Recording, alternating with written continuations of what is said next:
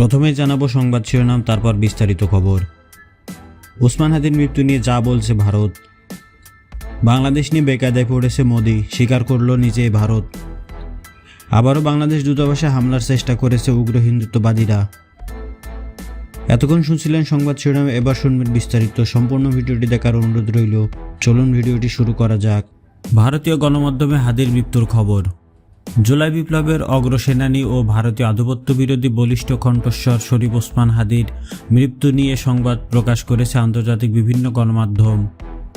ভারতের বেশিরভাগ গণমাধ্যম হাদির মৃত্যুর পর বাংলাদেশে বিক্ষোভ নিয়ে সংবাদ প্রচার করছে।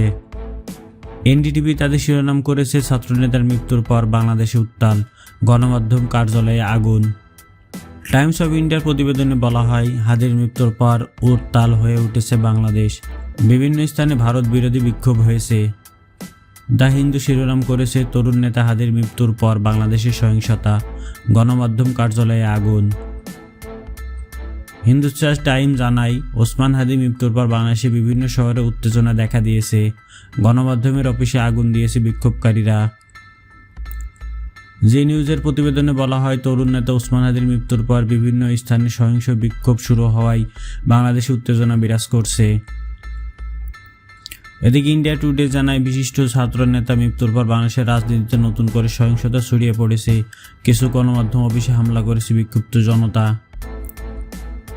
আনন্দবাজার তাদের শিরোনাম করেছে, রাতভর বিক্ষোভ বাংলাদেশে, ভাঙচুরের পর অগ্নিসংযোগ সংবাদপত্রের অফিসে। বাংলাদেশের উপর বিভিন্ন স্থানে হামলা ভাঙচুরের খবর প্রকাশ করেছে তারা। হাদির মৃত্যুকে কেন্দ্র করে বিক্ষোভ, গণমাধ্যম অফিসে হামলার বিষয়গুলো তুলে ধরে প্রতিবেদন করেছে আরেক গণমাধ্যম সংবাদ প্রতিদিন। এদিকে ভারতের জন্য ৭১-এর পর সবচেয়ে বড় চ্যালেঞ্জ বাংলাদেশ পরিস্থিতি। এখন বাংলাদেশের বর্তমান রাজনৈতিক ও নিরাপত্তা পরিস্থিতি ভারতের জন্য ১৯৭১ সালের পর সবচেয়ে বড় কৌশলগত চ্যালেঞ্জ বলে উল্লেখ করেছে কংগ্রেস নেতা শশী থারুরের নেতৃত্বাধীন লোকসভা কমিটি। কমিটির মতে, ভারতকে এই সংকট খুব সতর্কতার সঙ্গে মোকাবেলা করতে হবে। এ বিষয়ে সরকারকে একাধিক সুপারিশও দিয়েছে এই কমিটিটি। কমিটির দাবি, ১৯৭১ সালে সংকট ছিল অস্তিত্ব ও মানবিক বিপর্যয়ের, আর বর্তমান সংকট হলো রাজনৈতিক ব্যবস্থার বড় পরিবর্তন এবং ভারতের কাছ থেকে কৌশলগতভাবে সরে যাওয়ার সম্ভাবনা। কমিটি সতর্ক করে বলছে, এই সময় ভারত যদি কৌশল পুনর্গঠন করতে ব্যর্থ হয়, তাহলে প্রাসঙ্গিকতা হারানোর মাধ্যমে ঢাকা নয়াদিল্লির প্রভাব কমে যেতে পারে। কমিটি বাংলাদেশ পাকিস্তান সম্পর্কে মূল্যায়ন এবং চীনের ক্রমবর্ধমান উপস্থিতি নিয়ে উদ্বেগ প্রকাশ করেছে, বিশেষ করে মংলা বন্দরের সম্প্রসারণ, লালমনিরহাট বিমান ঘাঁটি ও পেকুয়া সাবমেরিন ঘাঁটিতে। এছাড়া চীন বাংলাদেশের সব রাজনৈতিক গোষ্ঠীর সঙ্গে যোগাযোগ বাড়াচ্ছে বলে উল্লেখ করেছে। এমনকি জামাত ইসলামী প্রতিনিধিরাও চীন সফর করছে। কমিটি সুপারিশ করে, বাংলাদেশে কোনো বিদেশি শক্তিকে সাময়িক ঘাঁটি স্থাপনের সুযোগ দেওয়া ঠেকাতে কঠোর নজরদারি করতে হবে। তাছাড়া উন্নয়ন, সংযোগ ও বন্দর সুবিধা ভারত যেন বাংলাদেশকে তুলনামূলক সুবিধা দিতে পারে। কমিটি জানায়, আগে নিষিদ্ধ থাকা জামাত ইসলামী নিবন্ধন ফেরত দেওয়া হয়েছে, ফলে তারা নির্বাচনে অংশ নিতে পারবে। অন্যদিকে অন্তর্বর্তীকালীন সরকার আওয়ামী লীগকে নিষিদ্ধ করেছে, ফলে দলটি নির্বাচনে অংশ নিতে পারছে না।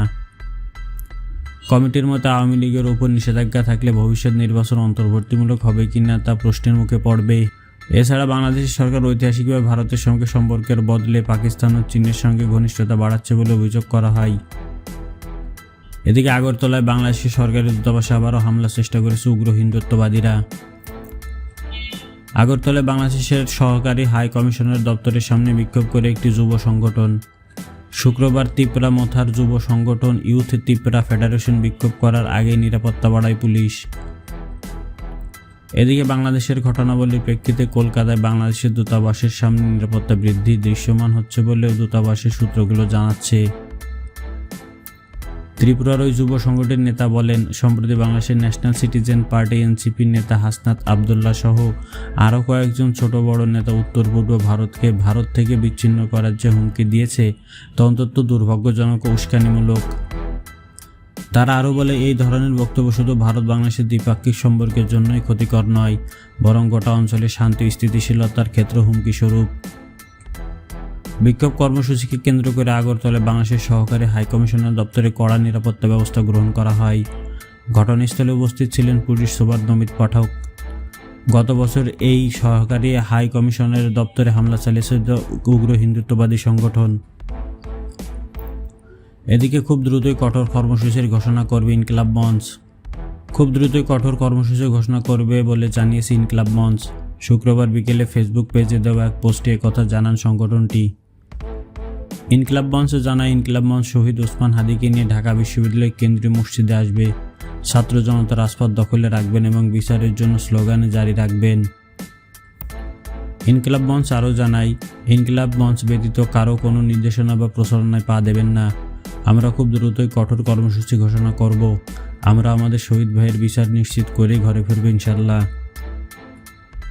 এদিকে ওসমান হাদি শহীদ হলেও সংসদ নির্বাচনে লড়বেন তার বোন। জুলাই বিপ্লবের অগ্রণী ইনকিলাব মঞ্চের মুখপাত্র শহীদ শরীফ ওসমান হাদি শহীদ হলেও তার বোন আগামী নির্বাচনে সংসদে লড়বেন। শুক্রবার বিকেলে শাহবাগের জুলাই চত্বরে সমাবেশে এ ঘোষণা করা হয়। সমাবেশে হাদির নাম শাহবাগ চত্বর ও তার রেখে যাওয়া ইনকিলাব কালচারাল সেন্টারকে সরকারের পৃষ্ঠপোষকতার দাবি করেন তারা। শাহবাগে জুলাই চত্বরে সমাবেশে হাজার হাজার তরুণ, নারী, পুরুষ যোগ দিয়েছে, এমনকি অনেকেই পরিবার নিয়ে এসেছে, কেউ আবার মিছিল সহকারে সমাবেশে যোগ দিয়েছে। সমাবেশে সুপ্রিম কোর্টের আইনজীবী এস.এম. শাহরিয়ার কবির বলেন, হাদি মৃত্যু হতে পারে না, কারণ হাদি দেশের জন্য, মানুষের জন্য এবং আধিপত্যবাদের বিরুদ্ধে লড়াই করতে গিয়ে শহীদ হয়েছেন।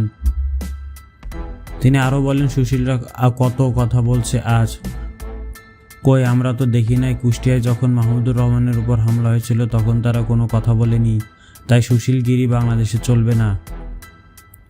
সরজমিনে গিয়ে দেখা যায় রাজধানীর বিভিন্ন জায়গা থেকে শাহবাগ ছাত্র জনতা জড়ো হচ্ছেন। তাদের হাতে পতাকা দেখা গেছে, মুখে স্লোগান, ফ্যাসিবাদের কালো হাত ভেঙে দাও, গড়িয়ে দাও।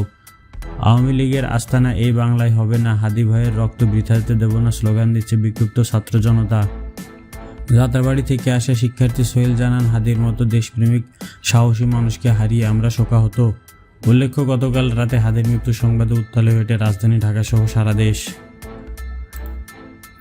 এদিকে হাদির মৃত্যুতে আমরাও গভীরভাবে মর্মাহত বলেছে ইউরোপীয় ইউনিয়ন।